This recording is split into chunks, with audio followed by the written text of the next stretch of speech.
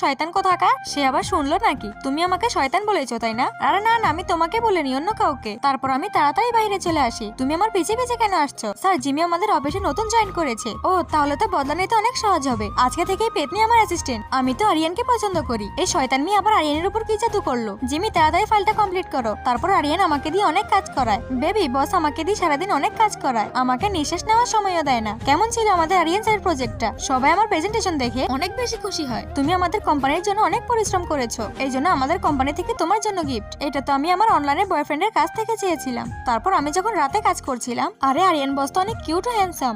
সে যদি আমার বয়ফ্রেন্ড হতো। তুমি অনেক ভালো কাজ করেছো। যাও, ক্লায়েন্ট তোমার জন্য অপেক্ষা করছে। এসব কি বাজে ফাইল তৈরি করেছো? এই দাঁড়াও, ওইটা আসল ফাইল না। এই নাও, এটা আসল ফাইল। হ্যাঁ, সবকিছু ঠিক আছে, ডিল ফাইনাল।